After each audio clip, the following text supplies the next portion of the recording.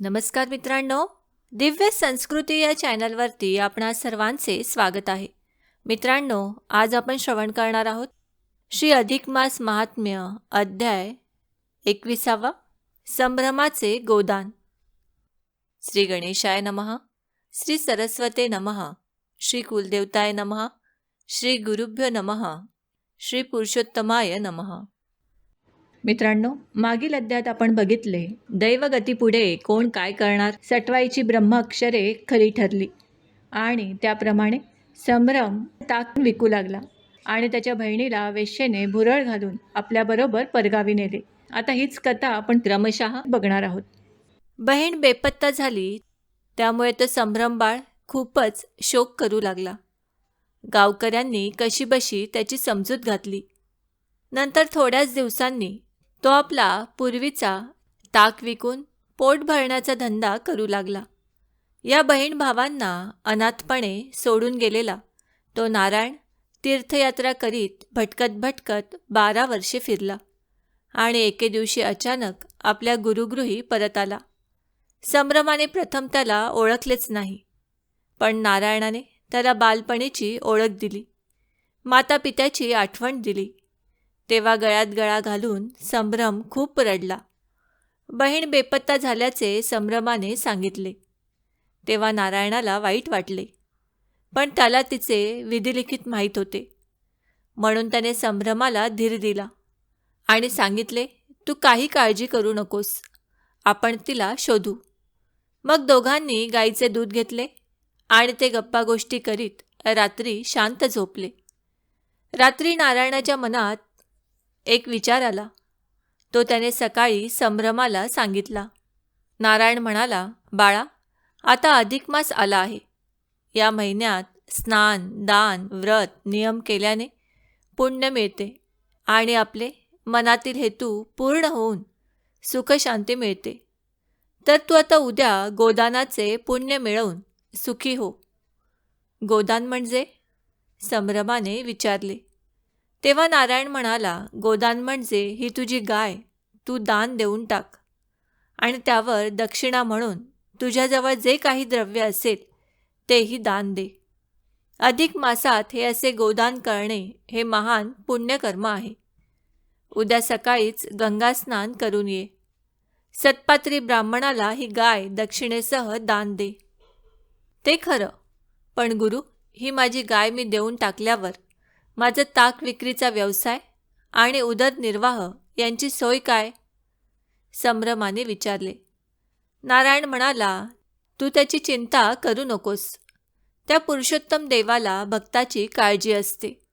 तो परमेश्वर किडामुंगीपासून हत्तीपर्यंत सर्व प्राण्यांची काळजी घेतच असतो. तू हे गोदान कर. त्या पुण्याईने तुझे कल्याणच होईल बघ. मी सांगतो तसे कर. मग तो संभ्रम बाळ दुसऱ्या दिवशी सकाळीच गंगास्नान करून आला आणि त्याने यथाविधी आपल्या त्या गायीचे दान दिले. झाले. तो सबंध दिवस ते दोघे उपाशीच राहिले. रात्री पाणी पिऊन तसेच झोपले. दुसऱ्या दिवशी नारायण पहाटेच उठला, गंगेवर गेला. स्नान करून त्याने पुरुषोत्तमाचे ध्यान केले. नेमके त्याच वेळी नारद मुनी तेथून चालले होते. त्यांनी त्या ध्यानस्थ नारायणाचे मनोगत जाणले, संभ्रमाचीही परिस्थिती जाणली आणि थेट ब्रह्मलोकात जाऊन पित्याची भेट घेतली. नारद म्हणाला, तात, तुम्ही या संभ्रम बाळाचे विधिलिखित जे लिहून ठेवले ते आता खोटे ठरत आहे, कारण त्याने आपली गाय देऊन टाकली आणि आता ताक विक्री करून उदरनिर्वाह करण्याचे काम बंद पडले आहे. ब्रह्मदेवांनी अंतर्ज्ञानाने तो प्रकार जाणून घेतला आणि म्हणाले, नारदा, त्या संभ्रम बाळाला तो नारायण म्हणजे पक्का गुरु भेटला आहे. त्याने ब्रह्मलिखित खोटे पाडण्यासाठी डाव रचला आहे, पण मीही माझा लेख खोटा पडून देणार नाही. तू हा चमत्कार पाहत राहा. मग तिसऱ्या दिवशी ब्रह्मदेवाने एका शेतकऱ्याचे रूप घेतले. बरोबर 10 चांगल्या गायी घेऊन तो त्या संभ्रमाच्या दारी गेला आणि म्हणाला, बाळा, तुझ्या वडिलांनी या 10 गायी माझ्याकडे ठेवल्या होत्या, त्या तू आता सांभाळ. या दुभत्या गायी घे आणि तुझा उदरनिर्वाह चालव. तो प्रकार पाहून संभ्रमाला नवल वाटले. त्याने आपल्या गुरुकडे नारायणाकडे पाहिले आणि त्याची संमती घेऊन 10 गायी ठेवून घेतल्या. झाले. पुन्हा संभ्रमाचा तो ताक विक्रीचा धंदा जोरात चालला. थोड्याच दिवसात नारायणाने पुन्हा विचार केला आणि संभ्रमाला त्या 10ही गायी दान देण्यास सांगितले. संभ्रमाने त्या बाबतीत पुन्हा आडेवेडे घेतले, पण नारायणाने त्याची समजूत घातली. तो म्हणाला, अरे, या अधिक मासात गोदानाचे फार मोठे पुण्य आहे. त्या पुण्याईने तुझे कल्याणच होईल. पुरुषोत्तमाला साऱ्यांची काळजी आहे. तू उद्याच हे 10 गायीचे दान करून टाक. गुरुची ती आज्ञा मानून संभ्रमाने त्या 10 गायी दुसऱ्या दिवशी यथाविधी दान देऊन टाकल्या व दक्षिणा म्हणून जवळचे सारे द्रव्यही देऊन टाकले. झाले. पुन्हा त्या दोघांना उपवास. मग चित्रगुप्ताने ब्रह्मदेवाला तो प्रकार सांगितला. चित्रगुप्त म्हणाला, ब्रह्मदेवा, तुमचे विधिलिखित खोटे ठरत आहे. त्या संभ्रम बाळाने 10 गायी दान देऊन टाकल्या. त्याचा ताक विक्रीचा धंदा बंद पडला. उदरनिर्वाह आता कशावर चालणार? गोदानाचे पुण्य त्याच्या जमा बाजूवर वाढले आहे. ब्रह्मदेवाने अंतर्ज्ञानाने सारा प्रकार जाणून घेतला. संभ्रम बाळाला नारायण पक्का गुरु भेटला. त्याने माझे लिखित खोटे पाडण्याचा हा डाव रचला आहे, पण मीही काही कमी नाही, असे म्हणून ब्रह्मदेवाने काय केले?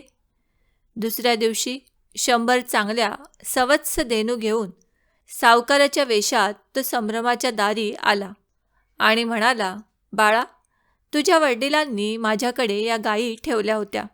वाढत वाढत त्यांची संख्या 100 झाली. आता माझ्याच्याने या गायी सांभाळणे होत नाही, म्हणून ही ठेव मी परत करीत आहे. तू या 100 गायी घे आणि गोरस विकून तुझा उदरनिर्वाह चालव. संभ्रमाने आपल्या गुरुकडे पाहिले. त्याची संमती घेऊन त्याने त्या 100 गायी ठेवून घेतल्या. झाले. त्याचा तो ताक विकून उदरनिर्वाहाचा धंदा अगदीच जोरात चालला. विधिलिखित सटवीची ती अक्षरे खरी ठरविण्यासाठी स्वतः ब्रह्मदेवानेच हा सारा खटाटोप चालविला आहे, हे त्या नारायणाने मनोमन जाणून घेतले. थोडे दिवस मजेत घालविल्यावर नारायणाने पुन्हा संभ्रमाला त्या 100 गायीचे दान करून पुण्य जोडण्याचा उपदेश केला.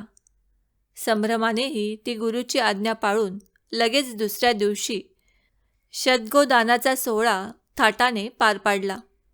त्यावर दक्षिणा म्हणून जवळचे सारे साचलेले द्रव्यही दिले. आता पुन्हा त्या दोघांवर उपासमारीची पाळी आली. नारायणाने गंगास्नान करून पुरुषोत्तमाची प्रार्थना केली. अधिक मासातील त्या संभ्रमाच्या गोदानाचे खूपच पुण्य झाले. पुरुषोत्तम प्रसन्न झाले. त्याने नारदाला पुन्हा प्रेरणा दिली. नारदाने ब्रह्मदेवाला पुन्हा सांगितले, तात, तुमचे विधिलिखित खोटे ठरत आहे. उदरनिर्वाहासाठी त्या संभ्रम बाळाचा ताक विक्रीचा धंदा बंद पडला आहे. ब्रह्मदेव विचारात पडले.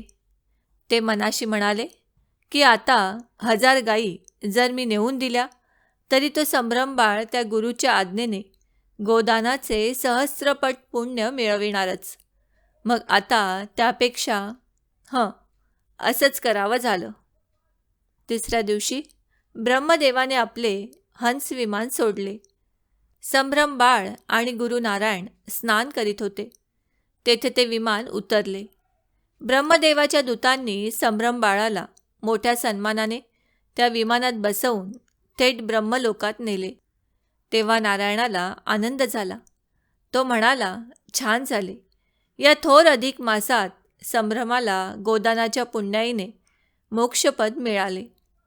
नारायण म्हणाले, लक्ष्मी, आता पुढे 24व्या अध्यायात द्विज शर्माच्या कन्येची कथा सांगणार आहे. ती तू शांतपणे ऐक. ओम नमो भगवते वासुदेवाय नमः. अधिक मास आरती. जय जय अधिक मास पुरुषोत्तम नाम सद्भावे व्रत करिता लाभतसे पुण्य। जय जय जय जय जय जय जय जय जय जय अधिक मास पुरुषोत्तम नाम।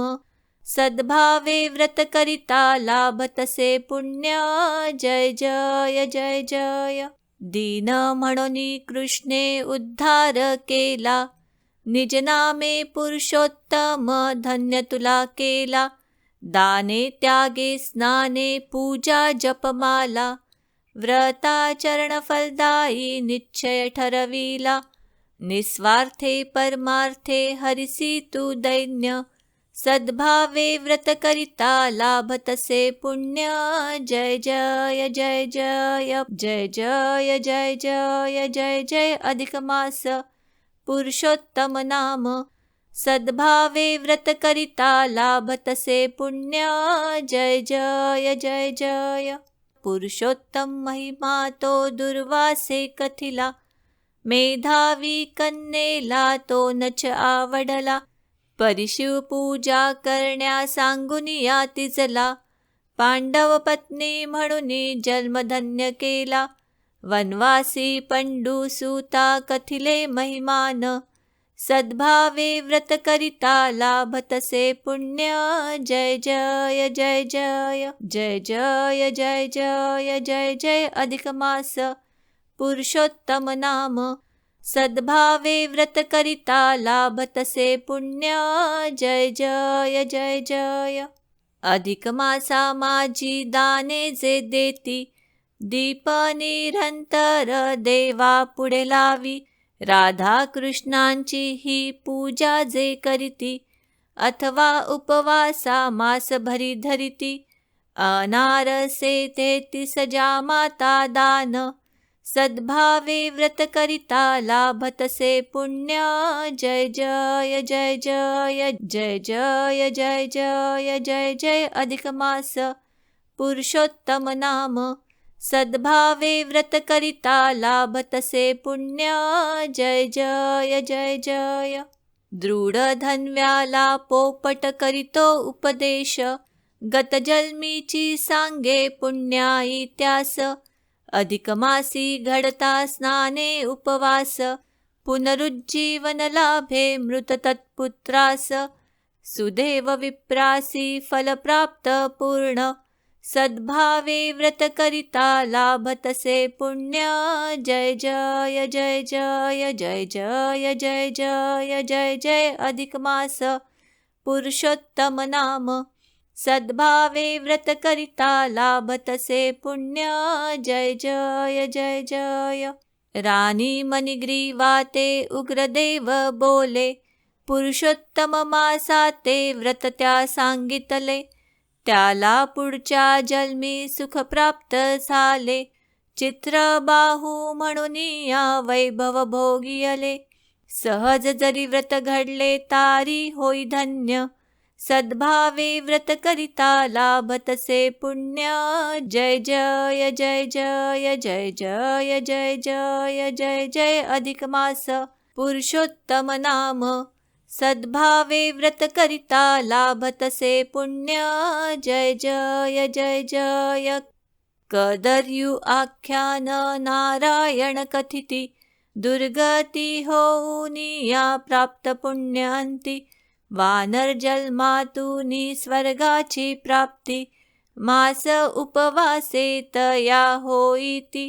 कथा पुराणामधल्या कित्येक अज्ञ, सद्भावे व्रत करिता लाभतसे पुण्य। जय जय जय जय जय जय जय जय जय जय अधिक मास पुरुषोत्तम नाम। सद्भावे व्रत करिता लाभतसे पुण्य। जय जय जय जय जय जय जय जय जय जय।